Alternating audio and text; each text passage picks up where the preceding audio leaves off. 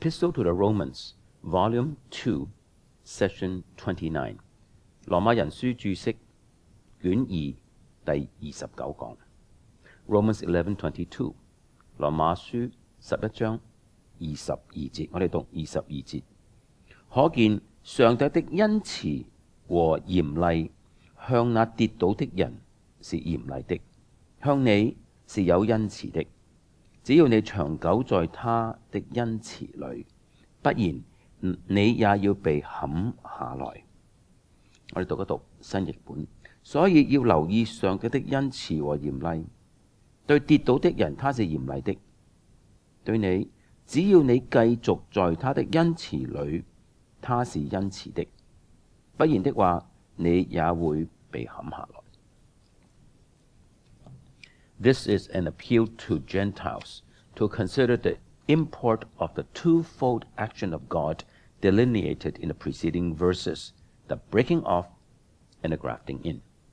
呢算係保羅呼籲外邦人要考慮上邊幾節提到嘅上帝嘅雙重作為嘅意思，就係話上帝嘅剪除同埋將枝子插入。It is the lesson of conjunction in God of goodness and severity. 呢度嘅教訓就係話上帝係兼顧恩慈同埋嚴厲嘅 a conjunction which cannot be restricted to execution, but must apply also to the disposition of which the execution is the expression. 上帝不僅喺執行佢計劃時候係兼顧恩慈同埋嚴厲，執行背後嗰個嘅上帝嘅心意，即係佢永恆嘅計劃，亦都係兼顧恩慈同埋嚴厲嘅。This can readily be seen in the case of goodness. It refers to the loving kindness characterizing him by which he is actuated in the dispensing of favor. 喺恩慈方面，我哋就看得好清楚啦。呢個係指上帝嘅特性，佢係慈愛嘅上帝。所以當佢施行恩寵嘅時候，就實現呢個佢喺永恆裏嘅恩慈。Although the word for severity occurs only here in the New Testament. 嚴厲一詞雖然在新約聖經只有在這裏羅馬書11章22節出現過一次 ，yet it denotes that which is involved in his wrath and retributive justice. 但係呢個詞所指嘅就係佢嘅憤怒同埋報應嘅含義。參考羅馬書1章18節，羅馬書2章4到16節。The conditional clause in this verse, if thou continue in his goodness， 呢一節嗰個條件性從句就係你若繼續喺個恩慈裏邊，你若在恩慈裏邊持守 ，is a reminder that there is no security in the bond of the gospel apart from perseverance。就提醒讀者，福音裏邊呢，假如冇堅忍嘅話，福音裏邊係冇安全感。There is no such thing as continuous in the favor of God in spite of apostasy。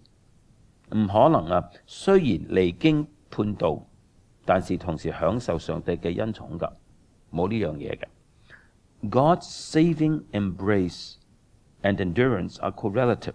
上帝拯救嘅愛同埋接納，與信徒堅忍係相互依循，即係唔可以分開嘅。In another connection, Paul enunciates the same kind of condition。喺另一處嘅經文，保羅指出同一種嘅條件性嘅。We are reconciled to God and assured of being presented holy and unreprovable. Only if we continue in the faith, grounded and steadfast, and not moved away from the hope of the gospel. Colossians 1:23。我哋已經係與上帝和好咗，我哋有確據，基督必定把我們聖潔無可指責地顯在上帝面前㗎。條件係我哋必須在所信的道上恒心，根基穩固，堅定不移，不致被引動失去福音的盼望嘅。歌羅西書第1章23節 ，refer to Hebrews 3, 6 and 14，參考希伯來書第3章第6節同埋第14節。The goodness in which the Gentile must continue is the goodness of God referred to in the preceding clause as bestowed。外邦人必須在上帝嘅恩慈或者良善中持守着。上一個從句指出，呢個恩慈係神所賜嘅恩慈。It is not here the ethical uprightness which the believer must exhibit and which is involved in perseverance。呢度所講嘅唔係指人喺道德即係生活上嘅正直，唔係話信徒們必須顯出堅忍嘅時候必須有呢種嘅品格，唔係講緊信徒嘅品格嘅。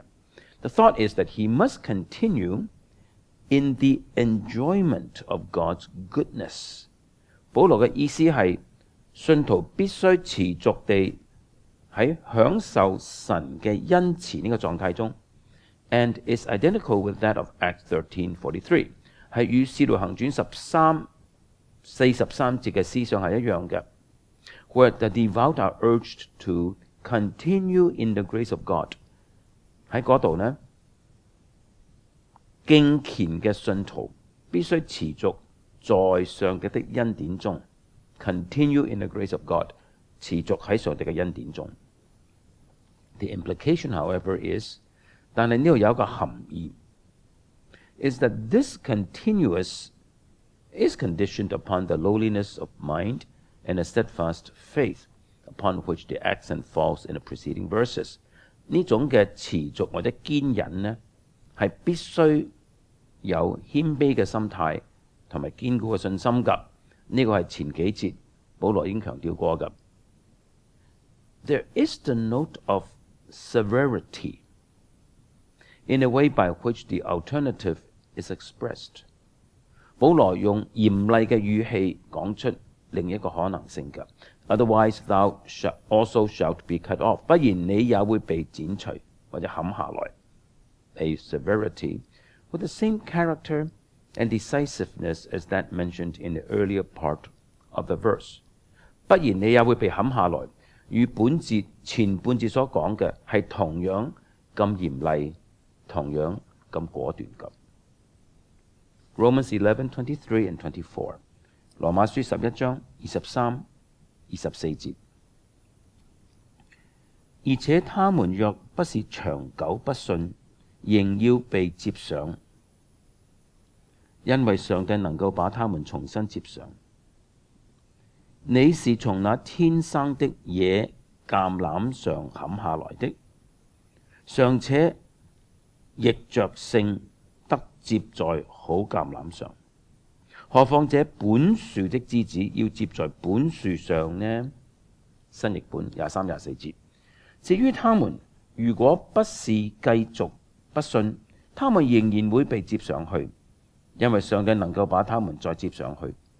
你這從野生的橄欖樹上砍下來的，尚且可以不自然地接在栽種的橄欖樹上，那些本來就有的樹枝，不是更能夠接上原來的橄欖樹上嗎？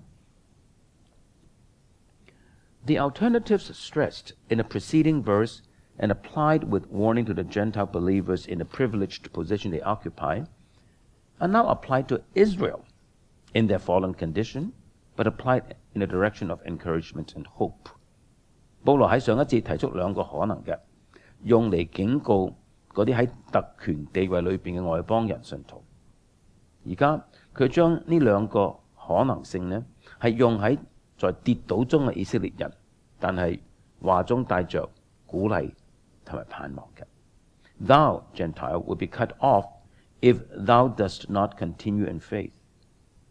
They, Israel, will be grafted in if they do not continue in unbelief。你外邦人若不持守你嘅信心，必被剪除砍下來。你以色列人若不持守在不信裏邊呢，必定會被插入㗎。No assurance is given in this verse that Israel will desist from unbelief。呢度保羅冇提出保證話以色列必定會從不信轉回。The stress falls on the certainty of the complementation, faith and grafting in, if and when Israel turn to faith。重點係放喺當以色列轉回而相信，假如以色列轉回而相信嘅時候呢，信心同埋被插入兩者必然是相輔相成的。The last clause in the verse gives the reason why they will be grafted in。本節最後個從句告訴我哋佢哋點解會被插入。More particularly, the reason why the grafting in will not fail when unbelief is renounced。特別係當以色列人放棄佢哋嘅不忠誠、不相信嘅時候，被插入係為什麼必然會成就呢件事。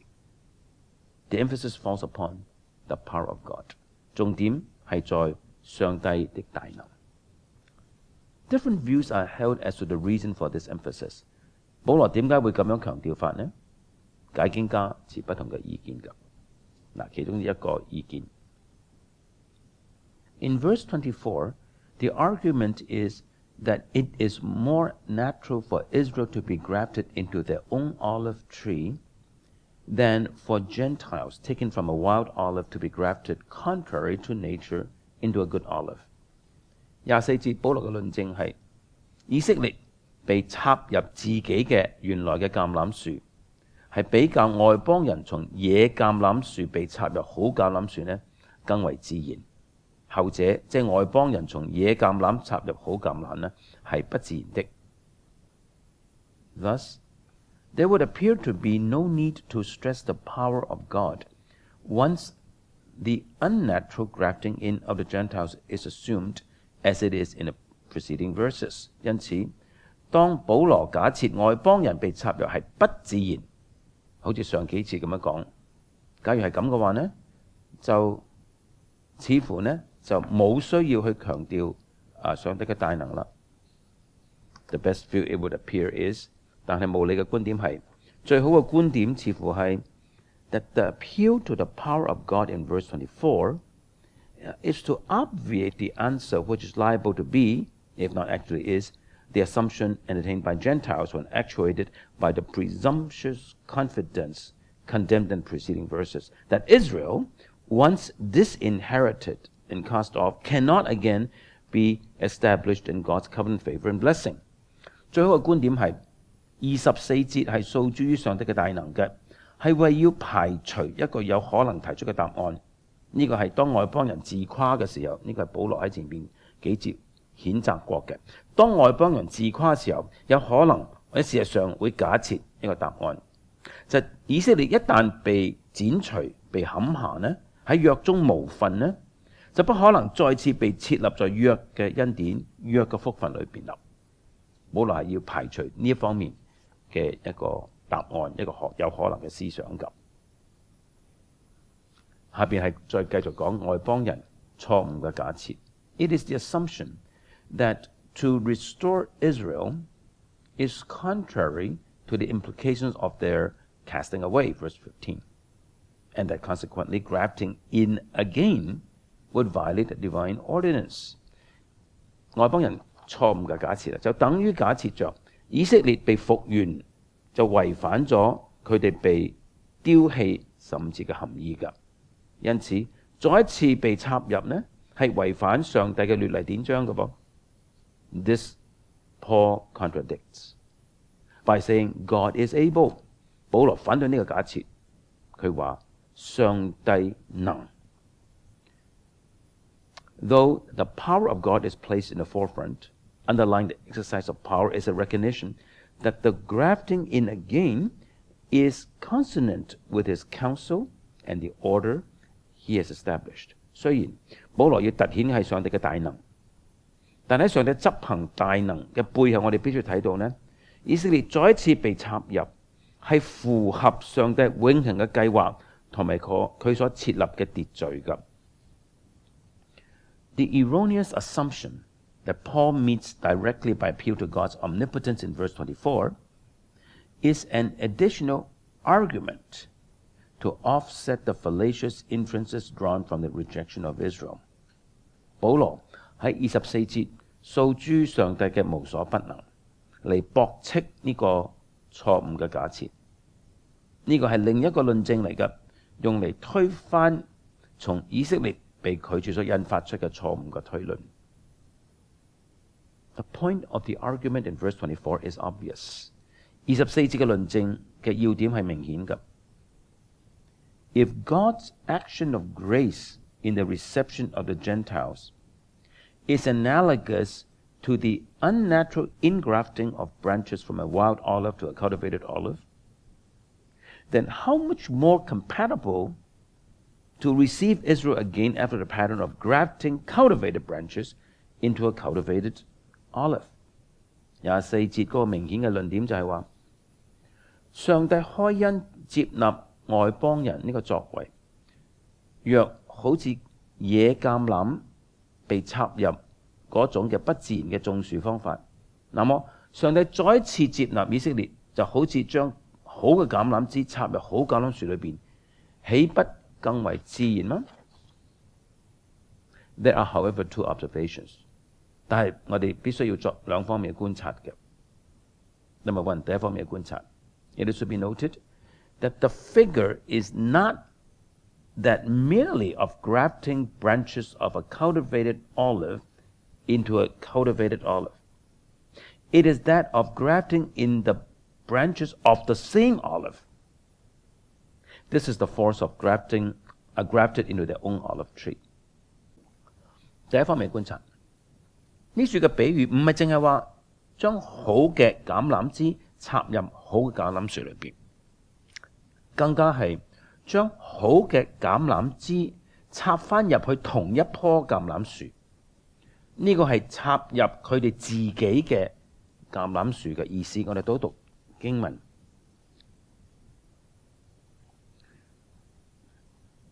何況這本樹的枝子要接在本樹上，呢個係和合本。新譯本係本來就有的樹枝，不是更能夠接在原來的橄欖樹上。The thought of compatibility in receiving Israel again is thus accentuated. 保羅就係咁樣去再次指出，再次接納以色列係那麼嘅恰當。The doctrine involved in this argument is the one pervading in this passage, that the provisions of God's redemptive grace for Jew and Gentile have their base in the covenant of the fathers of Israel. 呢個論證背後嘅教義係整段經文所教導嘅教義。上帝為猶太人同埋外邦人所預備嘅救贖恩典呢，係基於佢同以色列先祖即係亞伯拉罕等等所設立嘅約。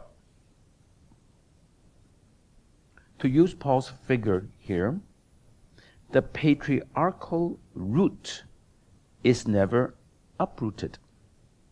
用翻保羅嘅比喻就係話，先祖呢個嘅樹根從來冇被拔除過 ，to give place to another planting， 從來冇話透過種植另一棵樹嚟取代咗呢個先祖嘅樹根咁。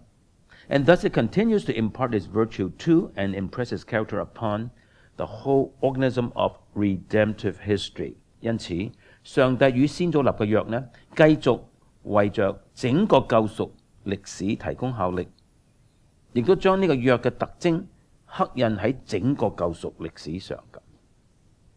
The ingrafting of Israel is for this reason the action which of all actions is consonant with the unfolding of God's worldwide purpose of grace。因此，上帝將以色列人插入係喺上帝嘅作為裏邊呢，係最符合佢所展示出對全世界救贖嘅計劃嚟㗎。將以色列插入係最符合佢嘅普世計劃㗎。This signally exemplifies the great truth that the realization of God's saving design is conditioned by history。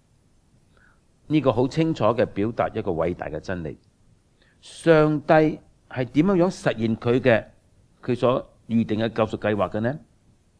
呢個實現係帶着歷史性質嘅，喺歷史上邊實現佢嘅救贖計劃嘅。Number two， 第二方面嘅觀察 ，It is in the light of the foregoing that we should understand how much more of verse 24。我哋必須從上文嘅觀點角度去理解，豈不更多？即係第24節。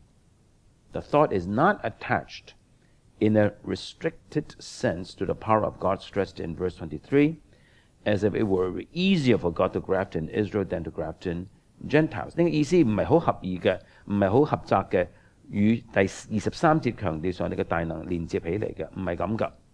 保羅意思唔係話上帝將以色列插入，比插入外邦人更加容易、更加自然，唔係咁嘅意思。It is the how much more of consonance with the basic Israelite character of the covenant in terms of which salvation comes to the world。豈不更多嘅意思係更符合約係帶着以色列性質嘅呢個原則。上帝嘅救恩係根據呢一個帶着以色列性質嘅約臨到世界咁。Romans 11:25 to 32， 羅馬書11章25到32節。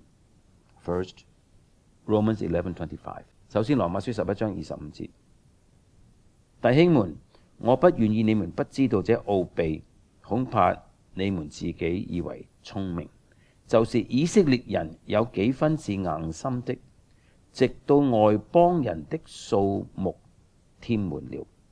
新譯本25節，弟兄們，我不願意你們對這奧秘一無所知，免得你們自以為聰明。